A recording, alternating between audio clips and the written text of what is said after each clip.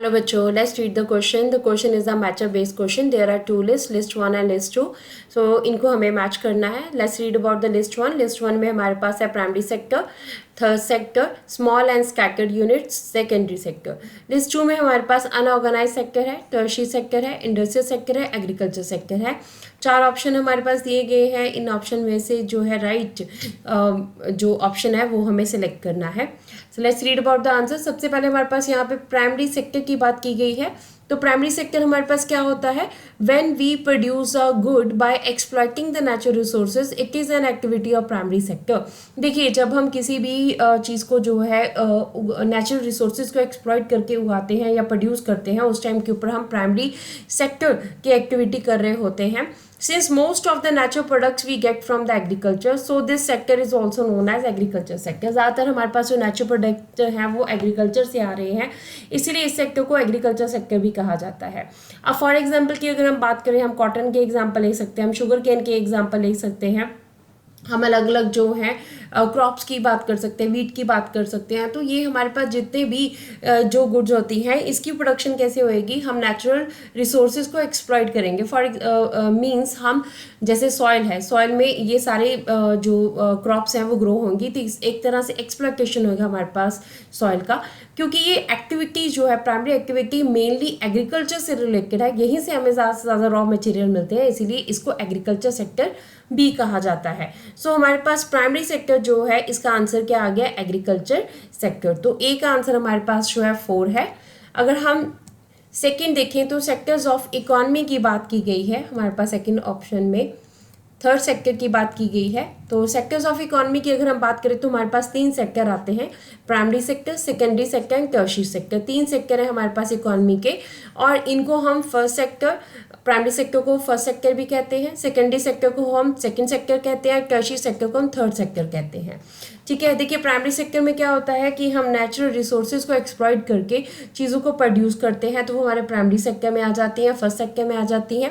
Secondary sector में क्या होएगा? प्राइमरी सेक्टर से रॉ मटेरियल को लेकर सेकेंडरी सेक्टर में मैन्युफैक्चरिंग की जाएगी, तो वहाँ से प्रोडक्शन प्रोसेस होएगा. तो इस तरह से हमारे पास सेकेंडरी सेक्टर, जिसे सेकेंड सेक्टर या मैन्युफैक्चर सेक्टर या इंडस्ट्रियल सेक्टर भी कहा जाता है. थर्ड अगर हम देखें तो टर्शियरी सेक्टर की बात करेंगे. टर्शियरी सेक्टर जो है इसे थर्ड सेक्टर कहते हैं, और ये सेक्टर जो है हमारे पास सर्विसेज प्रोवाइड करता है, जैसे बैंकिंग, कम्युनिकेशन हो गया, हमारे पास अलग अलग सर्विसेज हो गया, ट्रांसपोर्टेशन हो गया. हम तो ये जो है सेक्टर हमें सर्विसेज प्रोवाइड करता है. तो टर्शियरी सेक्टर जो है इसे थर्ड सेक्टर में काउंट करते हैं. तो हमारे पास थर्ड सेक्टर जो है उसके बारे में पूछा गया है, तो थर्ड सेक्टर हमारे पास आंसर क्या होएगा? ऑप्शन बी जो है लिस्ट 2 का, tertiary sector is the right answer. C का अगर हम देखें तो सी में स्मॉल एंड स्कैटर्ड यूनिट्स की बात की गई है. तो स्मॉल एंड स्कैटर्ड जो यूनिट्स हैं ये हमारे पास कहाँ पे आती हैं? The unorganise sector is characterized by small and scattered units. हमारे पास अनऑर्गेनाइज सेक्टर में स्मॉल और स्कैटर्ड यूनिट्स होती हैं, स्मॉल और स्कैटर्ड यूनिट्स या एंटरप्राइजेज होती हैं, which are not under the control of government. ये गवर्नमेंट के अंडर नहीं होती हैं. Rules and regulations are not followed. यहाँ पे गवर्नमेंट का कोई भी रूल और कोई भी रेगुलेशन जो है वो फॉलो नहीं होते हैं. इस तरह से स्मॉल एंड स्कैटर्ड यूनिट्स हमारे पास कौन से सेक्टर में आएंगी? स्मॉल एंड स्कैटर्ड यूनिट्स जो हमारे पास अनऑर्गेनाइज सेक्टर में आएंगी. लास्ट हमारे पास सेकेंडरी सेक्टर की बात की गई है, तो इसके बारे में रीडिंग कर लेते हैं. सेकेंडरी सेक्टर हमारे पास क्या है? It covers the activities in which the natural products are change into other forms through ways of manufacturing that we associate with industrial activity. देखिए, इसमें क्या होता है, हमारे पास नेचुरल प्रोडक्ट्स को, रॉ मटेरियल को जो है, जो हम प्राइमरी सेक्टर से लेते हैं, उनको अदर फॉर्म्स में चेंज किया जाता है. अब यहाँ पे मैन्युफैक्चरिंग की जो है प्रोसेस होता है, यहाँ पे इंडस्ट्रियल एक्टिविटी होती है, इंडस्ट्री में होता है हमारे पास, यहाँ पे नई चीज़ें प्रोड्यूस की जाती हैं.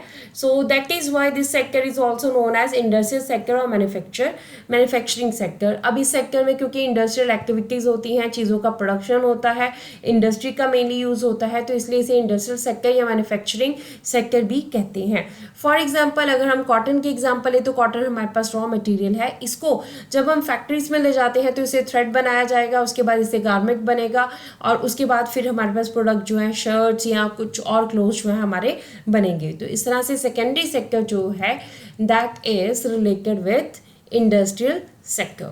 तो इस तरह से हमारे पास ऑप्शंस जो है वो क्या बनेंगे, ए का आंसर जो है हमारे पास primary sector is associated with agriculture sector, is also known as agriculture sector. So B जो है हमारे पास थर्ड सेक्टर, इसे टर्शियरी सेक्टर भी कहेंगे, तो बी का आंसर जो है ऑप्शन 2 है। C small and scattered units या अनऑर्गेनाइज सेक्टर के साथ होती हैं, तो ये हमारे पास जो है लिस्ट 2 का ऑप्शन 1 है। एंड सेकेंडरी सेक्टर जो है दैट इज हमारे पास डी का ऑप्शन जो है वो 3 है। तो अगर हम ऑप्शंस यहाँ फाइंड आउट करेंगे, ए का आंसर 4, तो ए और बी में हमारे पास जो है ए का आंसर 4 आ रहा है, तो डी में भी हमारे पास ए का आंसर 4 आ रहा है, तो बी में हमारे पास बी का आंसर जो है वो 2 है।